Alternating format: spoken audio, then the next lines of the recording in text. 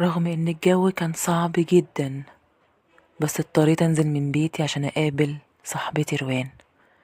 اتصلت بيا وهي في حالة مش طبيعية، وطلبت مني اننا نتقابل في ساعتها عشان هي محتاجاني وعايزة تتكلم معايا في موضوع مهم. قلت لها تجيلي بيتي او انا اروح لها بيتها، بس هي رفضت وصممت اننا نتقابل في اي كافيه بره ونتكلم براحتنا. وفعلا رحت اقابلها. وصلت للمكان ولقيتها مستنياني. كانت ماسكة الموبايل بتاعها وعمالة تبص فيه، وهي مركزة جامد ومش حاسة ولا مركزة مع أي حاجة تانية حواليها. وصلت لحد عندها وهي ما خدتش بالها مني برضو، فناديت عليها فبصت لي وابتسمت ابتسامة كبيرة.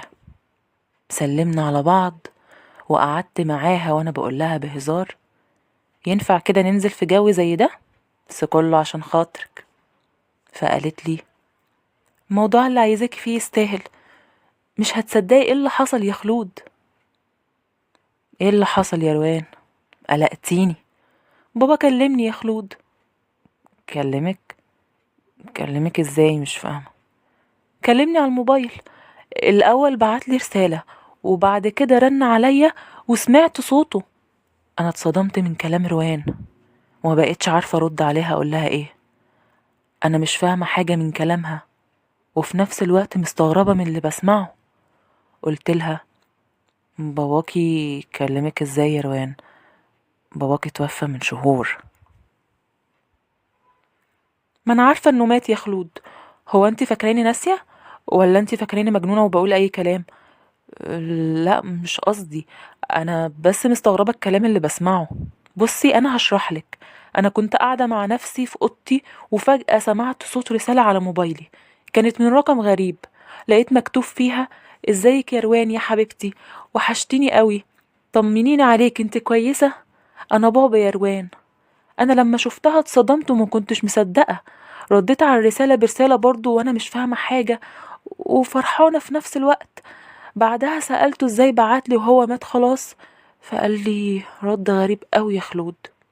قالك ايه؟ قال لي انه ما ماتش اصلا. يعني ايه ما ماتش يا روان؟ وازاي؟ مش عارفة ومش فاهمة حاجة يا خلود. وعشان كده كان لازم اخليكي تيجي واحكيلك. احكيلك كل اللي حصل، يمكن تفهمي انتي وتفهميني. الموضوع غريب قوي يا روان. طب ما يمكن ده واحد بيشتغلك. ما انت لسه قايله انه رقم غريب. وهيشتغلني ليه يعني؟ هيستفاد ايه؟ مش هيبان دلوقتي، بس انا قلقت. وبعدين حتى لو مفيش حد بيشتغلك هو مستحيل يكون باباكي. ازاي وهو كلمني وسمعت صوته؟ برامج تغيير الاصوات والذكاء الاصطناعي ماليه الدنيا. مش صعبه يعني انه يعرف يكلمك بصوت باباكي. بس هو قال لي انه هيقابلني وهشوفه بنفسي. نعم. ايوه. لما لقاني مش مصدقه اللي بيحصل قال لي انه هيثبت لي انه لسه عايش وهيخليني اشوفه. هتقابليه امتى؟ كمان اسبوع كده. ما يمكن اللي بيحصل ده كله مقلب سخيف ويكون واحد عايز يأذيك يا روان. مش عارفه. طب هتقابليه لوحدك؟ لا طبعا. انا عايزاكي تيجي معايا. خطر يا روان، لازم حد تاني يجي. افرضي لا قدر الله حصل لنا حاجه انا وانتي. طب هنعمل ايه؟ احاول اشوف حل للحوار ده، وانت لو حصل اي جديد بلغيني. ماشي يا خلود. ربنا يستر. عارفة يا خلود، انا نفسي يطلع بابا بجد. بابا وحشني قوي ونفسي اشوفه قدام عيني زي ما مات قدام عيني. عارفة انه وحشك وانك مفتقداه، وعارفة كمان ان وفاته صعبة عليكي قوي لحد النهاردة. بس انا برضو مش عايزاكي تفكري في الحوار ده كتير، لانه بنسبة 100% مش حقيقي. انت ليه بتقولي كده وبتقفليها في وشي؟ انا مش بقفلها في وشك، انا بقولك الحقيقة. مش عايزاكي تعيشي الوهم يا روان. ماشي، سيبيها بظروفها دلوقتي لحد ما نشوف هنعمل ايه.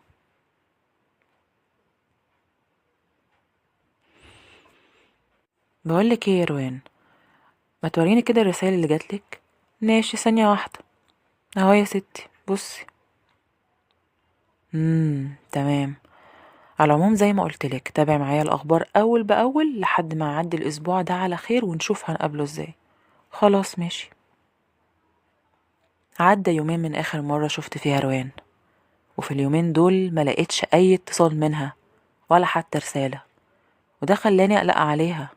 فاتصلت بيها كذا مرة في اليومين دول وبعتلها رسايل كتير، بس معرفتش أوصلها ولا عرفت أطمن عليها. فقررت إني أروح لها بيتها وأشوف مالها وإيه سبب اختفائها. وفعلا رحت، ولما رحت وخبطت على الباب لقيتها هي اللي بتفتح لي بنفسها، وعلى وشها ابتسامة غريبة ومرعبة في نفس الوقت. بصراحة شكلها مريحنيش. فضلت بصالي شوية وبعد كده قالت لي: كويس انك جيتي، كنت لسه هكلمك. ادخلي يا بنتي، واقفة ليه كده؟ سألتها قبل ما اتحرك من مكاني وقلت لها: مالك يا روان، انت كويسة؟ كويسة. في حاجة ولا ايه؟ امال ايه الابتسامة الغريبة اللي على وشك دي؟ لا عادي، مبسوطة اني شفتك. هتدخلي بقى ولا ارجع في كلامي؟ لا خلاص هدخل. ودخلت وقعدت على كرسي وانا حاسة بخوف، حاسة ان في حاجة غلط. روان قعدت قدام مني وهي لسه مبتسمة برضه، وفجأة قالت لي: هعملك قهوة، دقايق وراجعالك. وراحت وسابتني.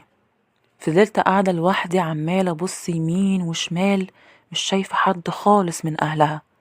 البيت هادي جدا زيادة عن اللزوم، كأن مفيش حد نهائي فيه. لقيت موبايل روان محطوط قدامي على الترابيزة، فأخدته وقعدت أدور فيه على الرقم اللي اتصل بيها ده وبتقول عليه إنه رقم باباها.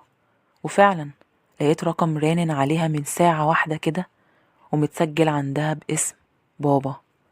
سجلت الرقم على موبايلي وحطيت الموبايل مكانه تاني. فضلت مستنية روان ترجع، بس هي اتأخرت.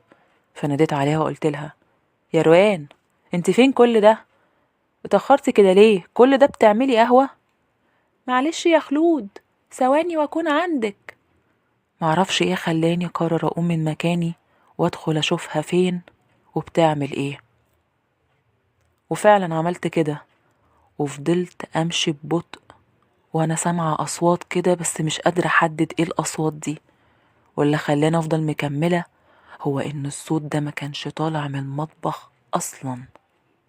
فضلت ماشية ورا الصوت لحد ما وصلت الأوضة كده، بابها مفتوح والصوت طالع منها.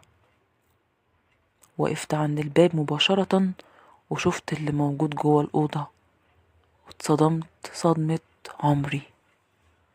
لقيت روان عطياني ظهرها وواقفة قدام جثة مامتها وأخوها الصغير.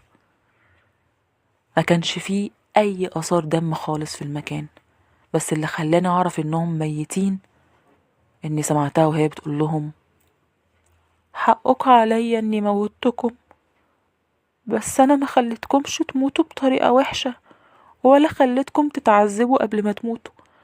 أنا خنقتكم بس، بعدين كان لازم أعمل كده غصب عني مش بمزاجي. بابا هو اللي طلب مني إن أموتكم، وأنا ما أقدرش أرفض اللي بابا طلب. وكمان هو قال لي لو عملت اللي بقولك عليه هرجع أعيش معاكي في البيت تاني، وبابا بصراحة وحشني قوي وأنا عايزاه يرجع. خفت إنها تحس بوجودي وتحصل مصيبة، فاضطريت أسحب نفسي من المكان بهدوء.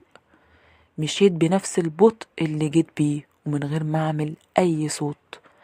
أخدت شنطتي وفتحت باب الشقة بالراحة وقفلته بالراحة برضو وجريت بأقصى سرعتي. وصلت للشارع وقعدت أبص حواليا في كل حتة وأنا متوترة وخايفة ومش عارفة أفكر. قعدت أدور على حتة محدش يقدر يشوفني فيها واستخبيت. فضلت في مكاني عمال أفكر ومليون سؤال موجود جوه دماغي. هو ايه اللي انا شفته ده؟ هي بجد قتلتهم؟ وازاي قدرت تعمل حاجة زي كده؟ وايه الكلام اللي بتقوله ده؟ يعني ايه باباها هو اللي طلب منها كده؟ هو ايه اللي بيحصل بالظبط؟ وايه اللي وصل الامور لكده؟ واتصرف ازاي انا دلوقتي؟ ووسط كل الافكار والاسئلة دي لقيت نفسي بمسك موبايلي وبطلع الرقم اللي سجلته من شوية. نسخت الرقم وبحثت عنه على الترو كولر. يمكن أعرف أي معلومة تخليني أفهم إيه اللي بيحصل، أو على الأقل أعرف مين ده اللي بتتواصل معاه. يمكن ألاقي اسمه متسجل، والشخص ده ممكن أوي يكون هو السبب في كل اللي بيحصل ده. وعملت كده، ويا ريتني ما عملت كده. الرقم طلع متسجل باسم روان. أيوة، الرقم متسجل باسم روان صاحبتي. ودي كانت الصدمة التانية واللي خلت الحيرة بتاعتي تزيد أكتر وأكتر، وأحس كأني هتجنن. عدت 5 ساعات وأنا دلوقتي موجودة في بيتي. طبعا كلكم عايزين تعرفوا ايه اللي حصل بعد ما لقيت الرقم متسجل باسم صاحبتي روان، وأنا هقول لكم دلوقتي كل حاجة. أنا اتصلت بالبوليس وحكيت لهم على كل حاجة حصلت، وبعدها بشوية البوليس جه فعلا وقبضوا على روان. وأنا كنت مستنية تحت، شفتهم وهم نازلين بيها ونازلين بجثة مامتها وأخوها. هي شافتني وأنا واقفة معاهم وبصت لي بصة عمري ما هنساها، بصة فيها شر وزعل وعتاب، كأنها بتقولي ليه عملتي كده؟ ازاي تبلغي عني؟ أنا عمري ما كنت أتوقعها منك.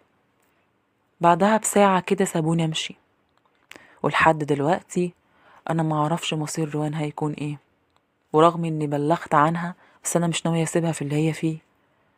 ودلوقتي بقى جه الوقت اللي أشرح فيه ليه وإزاي اللي فات ده كله حصل.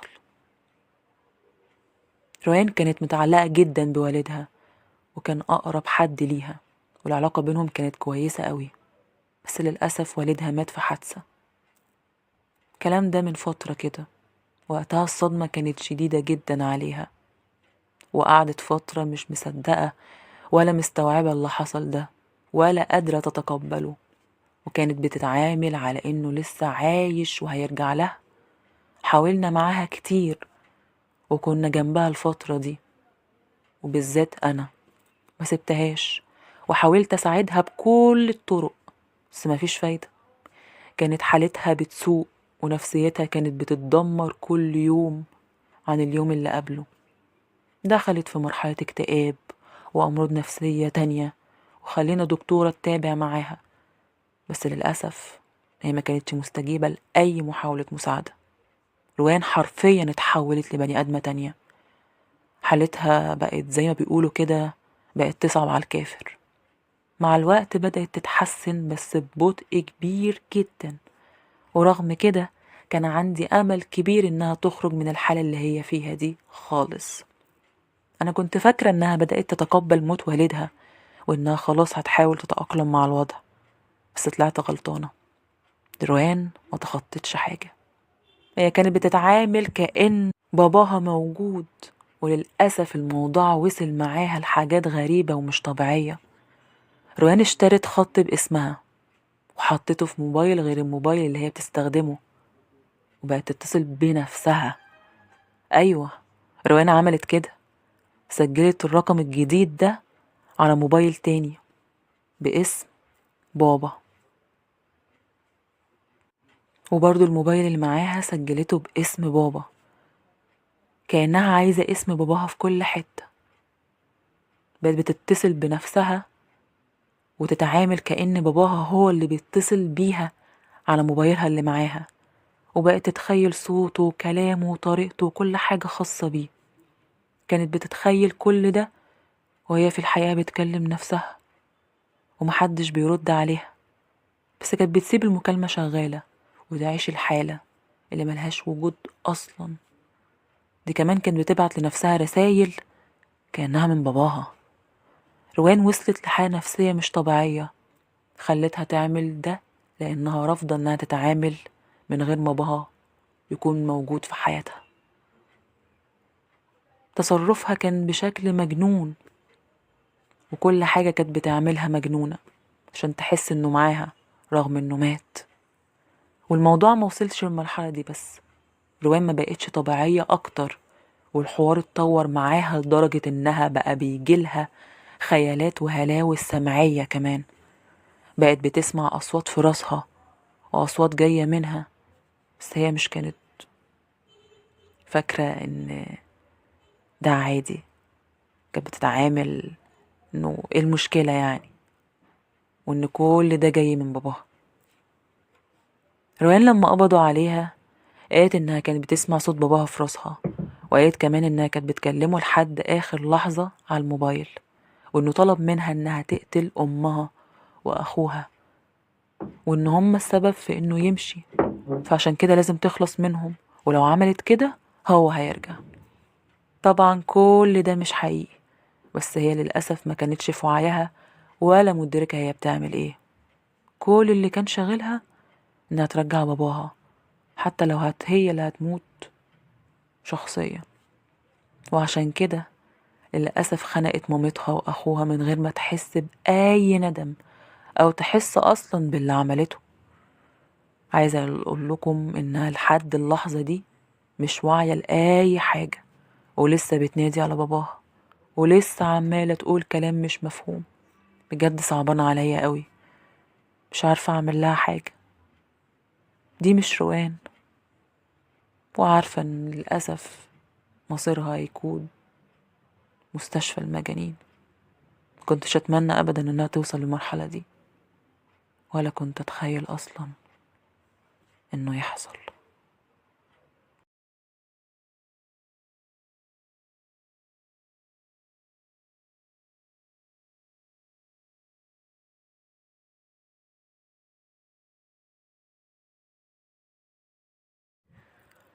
الخدامة اللي كانت شغالة عندنا مشت، وجت مكانها واحدة تانية.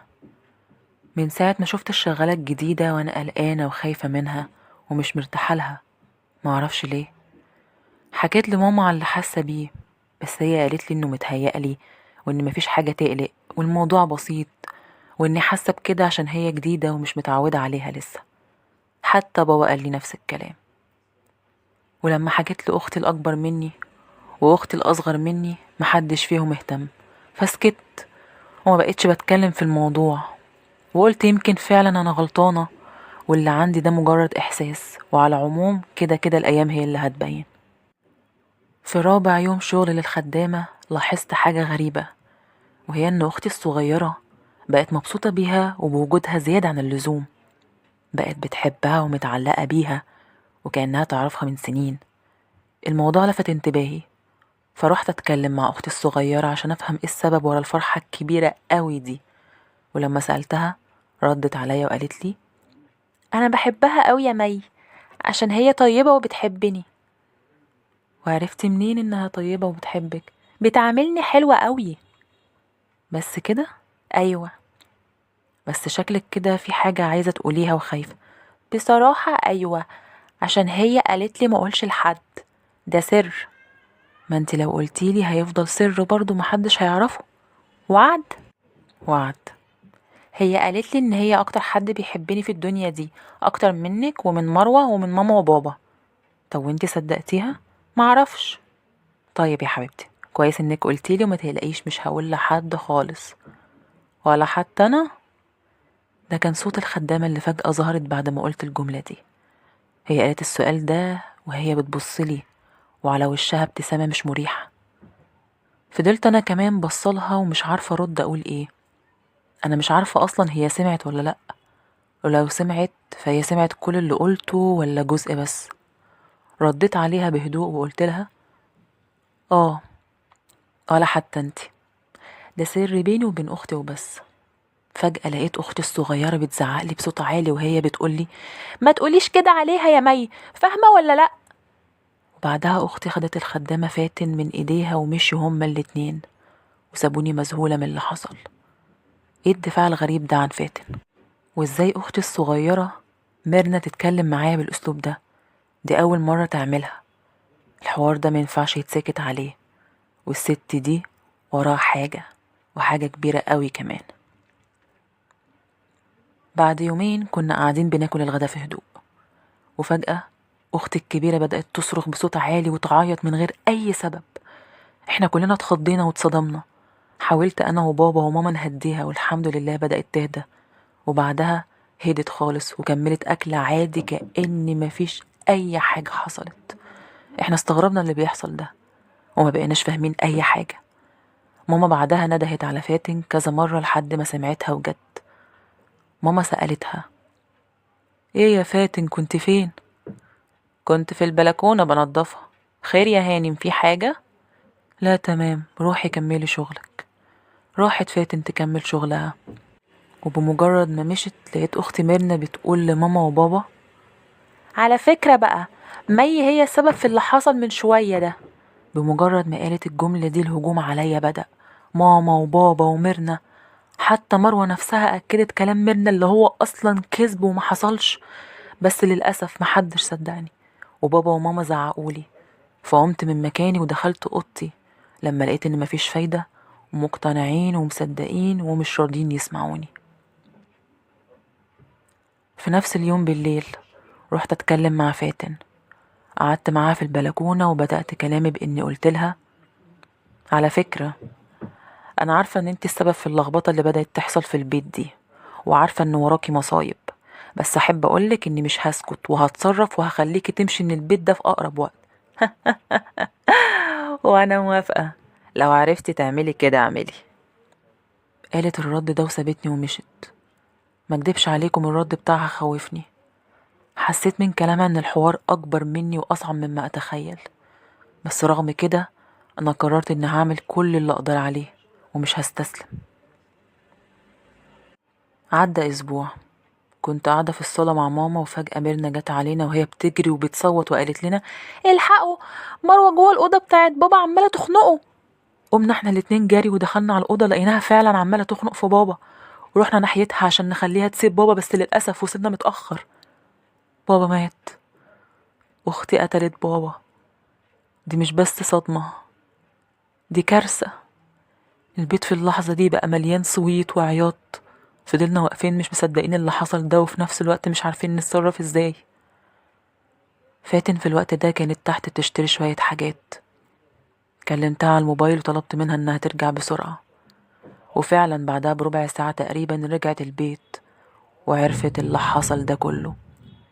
وانا بقى كنت مركزة معاها جامد وقصد ادقق في رد فعلها، ولما عملت كده لقيت ان رد فعلها طبيعي وعادي، وكان باين انها مصدومة بجد وزعلانة من اللي حصل.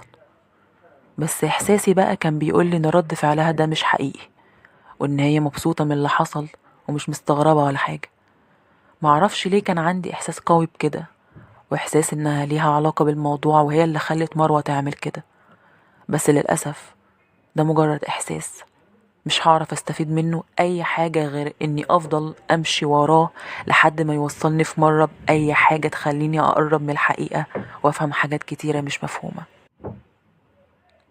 بعد يومين عرفت معلومة كانت مفاجأة بالنسبة لي، وهي ان بابا ما ماتش نتيجة الخنق. ايوه، بابا ما ماتش مخنوق. قالوا لنا ان بابا مات موتة طبيعية.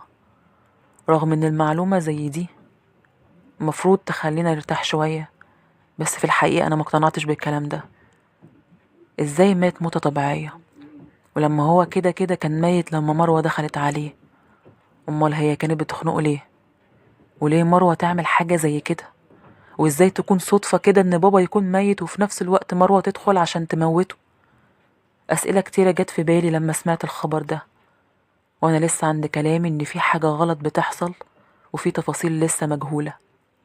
ده غير ان الخدامة دي لو مشيتش في اقرب وقت ممكن مصايب تانية كتيرة تحصل اكتر من اللي حصلت. وعشان كده انا لازم اخلي ماما تمشيها من البيت على طول، وكمان لازم نشوف مروة فيها ايه وايه اللي جرالها خلاها غريبة كده وبتعمل تصرفات اغرب. اتكلمت مع ماما في الموضوع ده بمنتهى الصراحة، وحكيت لها على حاجة بتدور في بالي، كل حاجة بتدور في بالي. كنت متوقعة منها بعد اللي حصل معانا ده انها تقتنع بكلامي وتتصرف في ساعتها وتطرد الخدامة، بس ماما ما عملتش كده. ماما كانت في عالم تاني اصلا وانا بكلمها، ما كانتش مركزة معايا. الحزن مأثر عليها بشكل كبير، وبعد ما خلصت كلامي ما ردتش عليا. ايوه، ما ردتش عليا وسابتني ومشت. انا ما بقيتش عارفة اعمل ايه. قعدت افكر كتير في حل تاني وقررت ان انا اللي هطردها من البيت بنفسي. اتحركت من مكاني ورحت اشوف فاتن موجودة فين عشان ابلغها باللي ناوية عليه ده. لقيتها في المطبخ، فطلبت منها انها تسيب اللي بتعمله وتجيلي عشان اتكلم معاها شوية. وفعلا بعد 5 دقايق كنت قاعدة بتكلم معاها وقلت لها: فاتن، احنا بنشكرك جدا على تعبك الفترة اللي فاتت دي كلها، بس للأسف مش هينفع تكملي شغل معانا. ليه؟ في ظروف كده حصلت معانا في للأسف. بس أنا مش همشي. يعني ايه مش هتمشي؟ يعني لما والدتك بنفسها هي اللي تقولي الكلام ده هبقى اسمع الكلام وامشي، غير كده لا. ماما حاليا تعبانة ومش قادرة تتكلم مع حد، عشان كده هي بلغتني اقولك الكلام ده بدل منها. بجد؟ ايوه بجد. وبعدين مش هتفرق مين اللي يقول، المهم اننا مش عايزينك هنا. لقيت اختي الصغيرة بتتدخل في الكلام في اللحظة دي وبتقول: مين قال اننا مش عايزينها؟ انا عايزاها، وبطلي كذب. انت ازاي تكلميني كده يا ميرنا وقدام فاتن؟ ما تمشيش يا فاتن، انا بحبك وعايزاكي تقعدي معانا. وعلى فكرة يا مي، انا هقول لماما على اللي انت عملتيه ده، وهقول لها كمان ان انت اللي خليتي بابا يموت. خليت بابا يموت؟ ايه الكلام اللهبل ده؟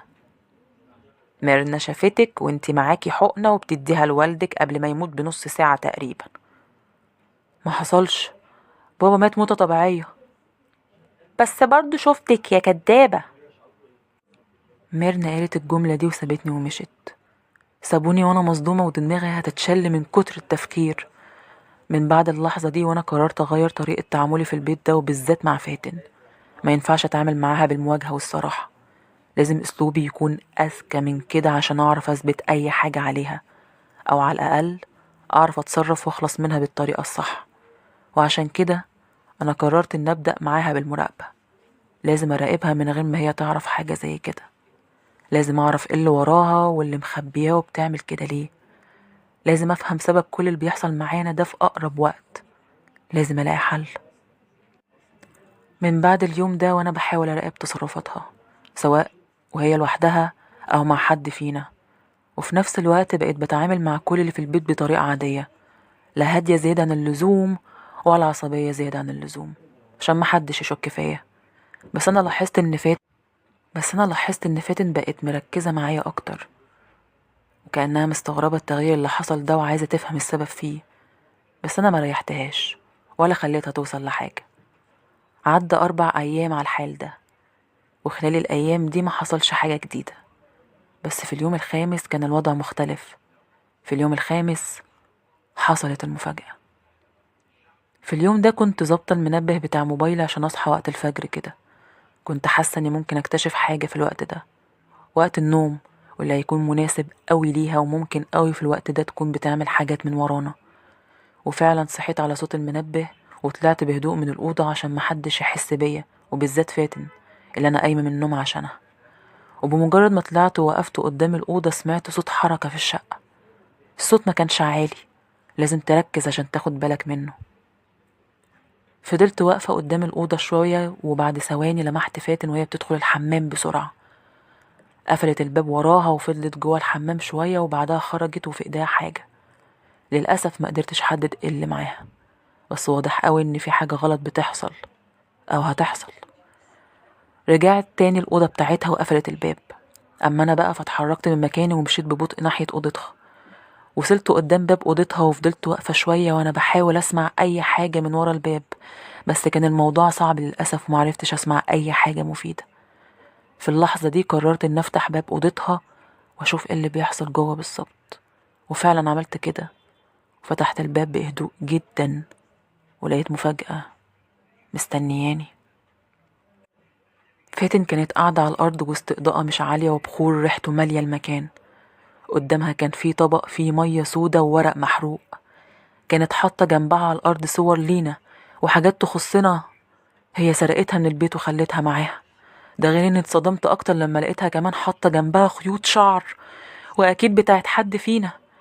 كانت ماسكة في ايديها كتاب صغير صفحاته قديمة وعمالة تقرا منه وتهمس بكلمات مش مفهومة، وهي مركزة جامد كأنها في عالم تاني. لمحت في ركن الأوضة انها حاطة عروسة قماش صغيرة متربطة بخيوط لونها أحمر، وفي ايديها دبابيس مزروعة.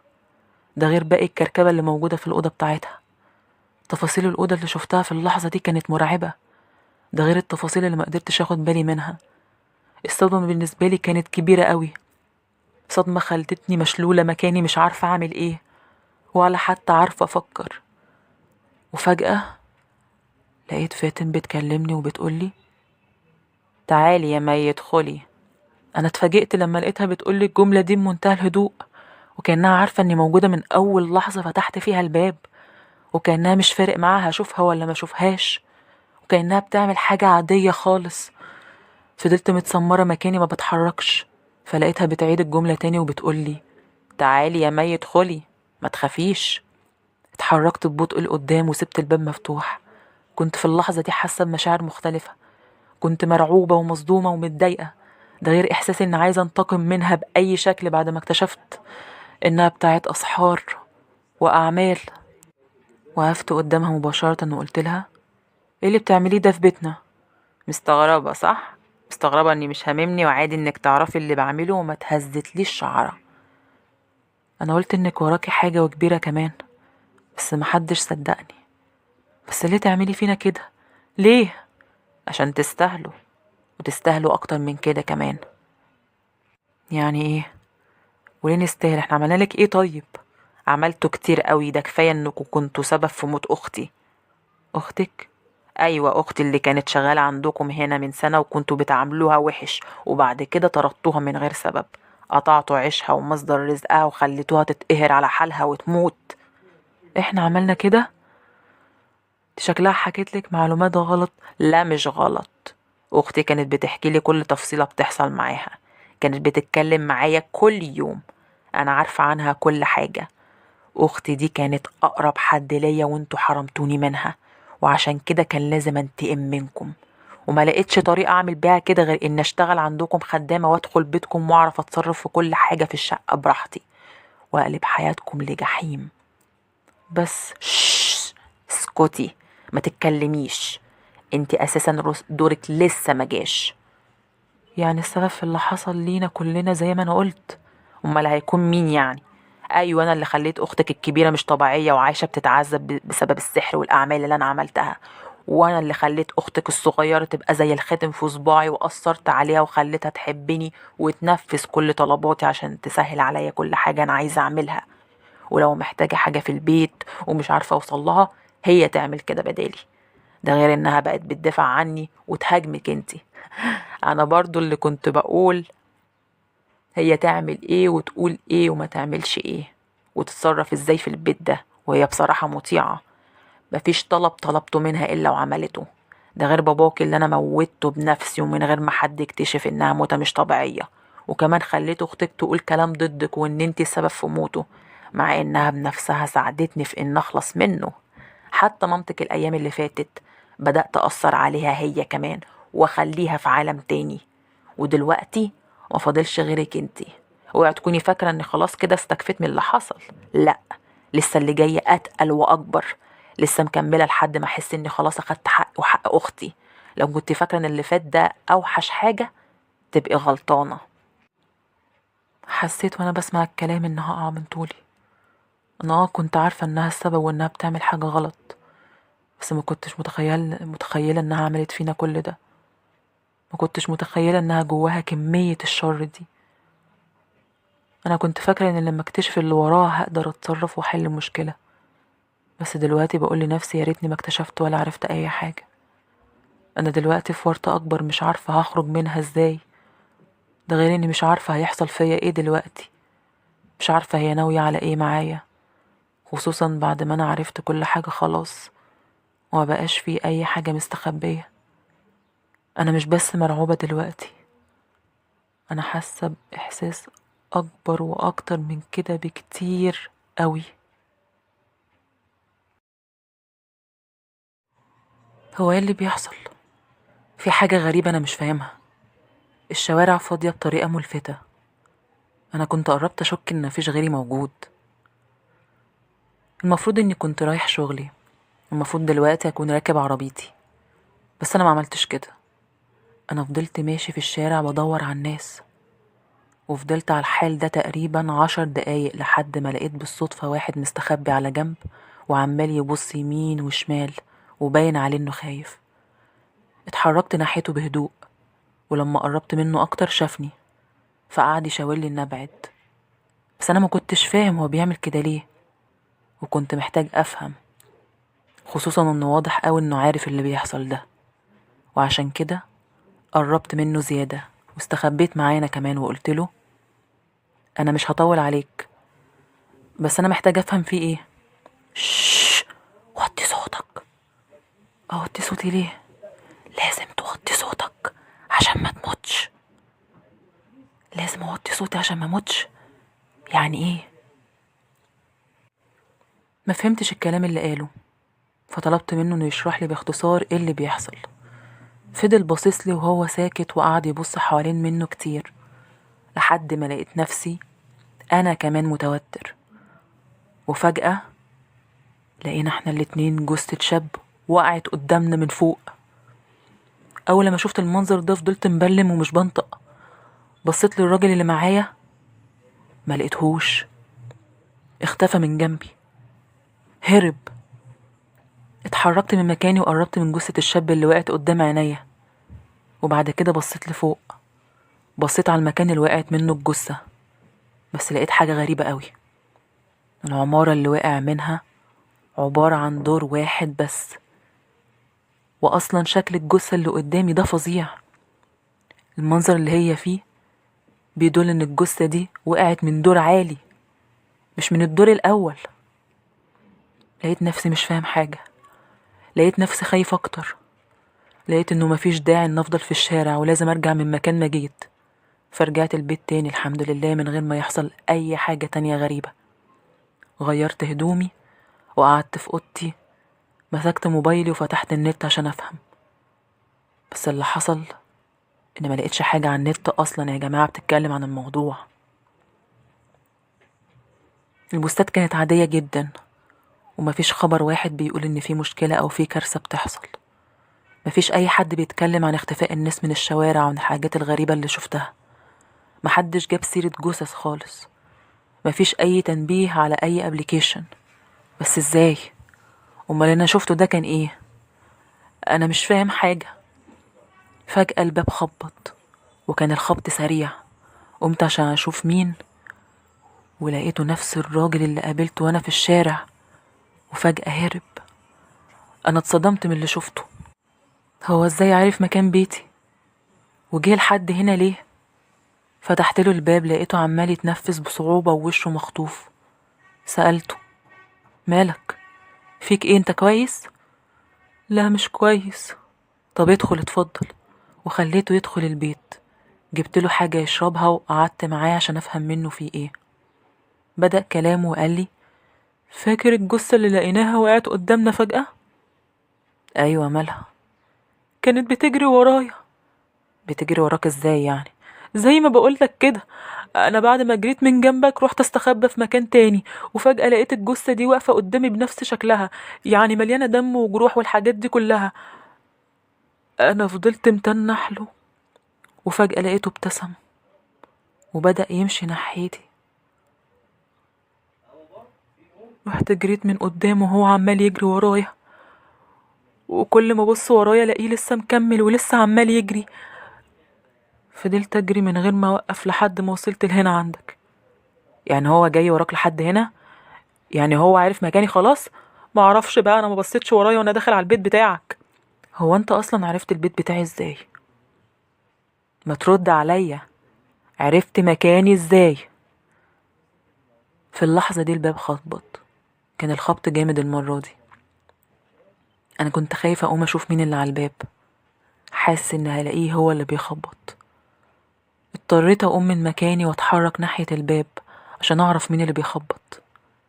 كنت متردد وقلقان، رجلي مش شايلاني، حركتي تقيلة، وكل ده والخبط لسه مستمر. وصلت عند الباب، بصيت من العين السحرية، ما لقيتش حد. ايوه بجد، انا ما لقيتش حد واقف بيخبط. امال الخبط ده كله جاي منين؟ فتحت الباب وبصيت بره برضو، ما لقيتش حد. قفلت الباب من تاني وبصيت من ورا الباب من العين السحرية، برضو ما لقيتش حد. رجعت خطوتين لورا وفضلت باصص قدامي على الباب. بعدها بثانيتين الباب خبط تاني. بصيت بسرعة من العين ولقيت مفاجأة. دي صدمة مش مفاجأة. انا لقيت نفس الراجل اللي جالي من شوية واقف. ازاي؟ امال مين اللي جه من دقايق ودخلته البيت وقعدت اتكلم معاه؟ هو في منه نسختين ولا انا بيتهيألي اني دخلته بيتي اصلا؟ انا مش قادر استوعب اي حاجة. قعدت ارجع لورا، رجعت للمكان اللي سبت فيه الراجل ده عشان اروح افتح الباب، بس ما لقيتهوش. الراجل ملهوش اثر، الراجل مش موجود اساسا. حسيت في اللحظة دي ان هيجرالي حاجة. انا مش قادر ولا عارف افسر اللي بيحصل ده.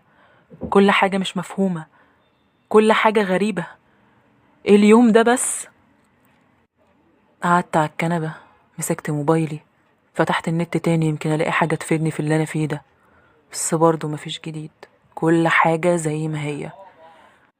الحلو في اللحظة دي هو ان الخبط وقف خالص، وده خلاني احس بالراحة، حتى لو مؤقتة، مش مهم.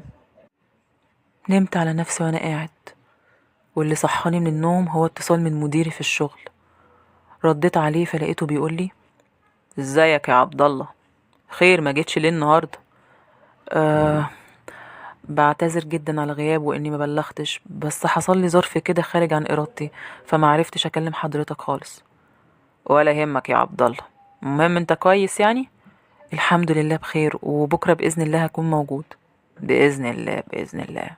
ماشي، اسيبك بقى. مع السلامه. مع السلامه. المكالمه دي اكدت لي اكتر ان مفيش حاجه فعلا، وان الحاجات الغريبه اللي بتحصل دي بتحصل معايا انا بس. بعد شويه لبست هدومي تاني وخدت موبايلي ونزلت الشارع. لقيت كل حاجه طبيعيه والناس موجوده عادي، مش زي ما كان الوضع الصبح لما كنت رايح شغلي. استغربت وحيرتي زادت اكتر، لاني ما كنتش لاقي اي تفسير لده. قعدت اتمشى وسط الناس لحد ما لقيت واحد تاني برضه مستخبي على جنب. رحت ناحيته بسرعة وسألته: انت مستخبي ليه ومن ايه؟ في حاجة غريبة بتحصل معايا. انا الصبح كنت لوحدي في الشارع وما كانش فيه اي حد موجود، ودلوقتي كل حاجة رجعت زي ما كانت. وللأسف لما بحكي لحد اللي بيحصل ده مش بيصدقني وبيقعد يقولي متهيألك وكل حاجة زي ما هي. ايه ده؟ انا كمان زيك؟ بجد؟ ايوه بجد. وكان نفسي الاقي اي حاجه اي حد ياكد لي اللي شفت ده وانه حقيقي. يعني انت كمان شفت جثث؟ ايوه، وحاجات غريبه حصلت معايا، بس هو ايه علاقه اللي بيحصل ده كله بانك مستخبي هنا؟ لازم اعمل كده، ولازم انت كمان تعمل كده. ليه؟ في اللحظه دي لقيت الشخص ده واقع على الارض. كنت مصدوم ومش فاهم ايه اللي بيحصل ده والمفروض اعمل ايه دلوقتي. وفي نفس الوقت خفت اكتر الا يحصل لي نفس اللي حصل له ده. فضلت واقف قدامه متنح. قربت منه عشان اشوف اذا كان عايش ولا خلاص مات، وللأسف طلع ميت. اتحركت من مكاني ببطء. كنت في عالم تاني خالص غير اللي حواليا، حاسس اني مخنوق ومصدوم ومرعوب، تايه ومش فاهم اي حاجة. فضلت اتمشى ولقيت نفسي رايح على بيت اختي. كانت الساعة بقت 1 الظهر. وصلت لحد عندها، خبطت على الباب، وبمجرد ما فتحت لي الباب وشافتني اخدتني بالحضن وقالت لي: وحشتني قوي يا عبد الله. انت كمان وحشتيني. تعالى تعالى اتفضل. دخلت قعدت على الكنبة ودخلت هي ورايا. فضلت بصالي وهي فرحانة ومستغربة في نفس الوقت. سألتني وقالت لي: انا مبسوطة قوي على فكرة انك جيت. مبسوطة انك اخيرا قلبك حن عليا بعد ما كنت مش عايز تكلمني ولا تشوفني. انا تعبان يا علا. تعبان مالك؟ هحكيلك. انا جيتلك عشان احكيلك يمكن تفهميني في ايه، يمكن ارتاح شوية. قولي يا عبد الله سامعاك. وفعلا حكت لها كل حاجة بالتفصيل.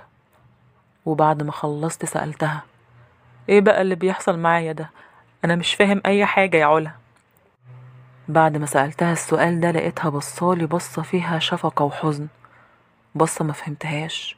قربت مني وحطت ايديها عليا وجاوبتني على سؤالي وعلى كل حاجة محيراني.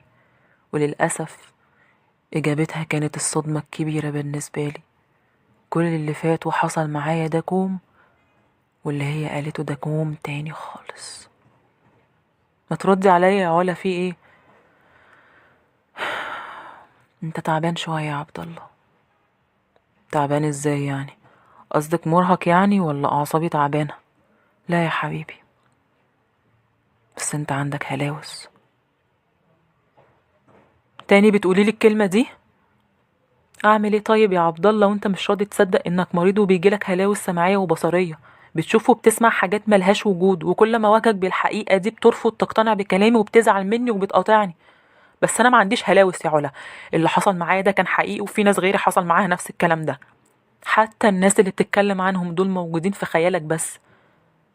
يعني كل اللي بيحصل معايا ده ما حصلش اصلا؟ ايوه. الموضوع ده بدأ معاك من شهور، ومن ساعتها وانت كل شوية بحال. ساعات بتكون هادي وعندك استعداد تاخد أدوية، وساعات تانية بتكون متعصب ورافض تتعالج. وادي النتيجة. وانا يا عبد الله غلبت معاك. ياما حاولت اساعدك وانت كنت بتصدني وبتعاملني وحش. عارف انا لو كنت عايشة معاك في نفس البيت كنت اتصرفت وحطيتلك الدواء في اي حاجة. بس للأسف من بعد جوازي وكل واحد بقى عايش لوحده. مم. بس انا عايش عادي وبروح الشغل ومفيش اي حاجة من الحاجات دي بتحصل ومفيش اي مشكلة. اشمعنى النهاردة يعني؟ ومين قالك ان النهاردة بس؟ هو يمكن بس الموضوع زاد معاك النهاردة شوية عشان انت مبطل الدواء بقالك مدة. انت بتضحكي عليا. انت شايفة ان اللي بقوله ده هبل فمش لاقية اي حاجة تقوليها فمطلعتيني خلاص مريض. شفت يا عبد الله رد فعلك بيكون عامل ازاي؟ اهو كل مرة على كده. حبيبي انت لازم تتقبل الفكرة دي وتتقبل ان في مشكلة عشان تقدر تحلها. وانا معاك، مش هسيبك يا عبد الله لحد ما تبقى كويس خالص. انا همشي. هتروح فين يا عبد الله؟ انا ما صدقت انك جيت. انا لازم امشي يا جماعة. انا محتاجة اكون لوحدي بعد اللي سمعته ده. محتاجة استوعب الصدمة دي. محتاجة اتقبل فكرة ان عندي هلاوس واني مريض. محتاجة اهيئ نفسي عشان اكون مستعد للي جاي، ومستعد اكمل في العلاج وموقفش تاني ابدا، عشان ابقى كويس ومبقاش بنص عقل.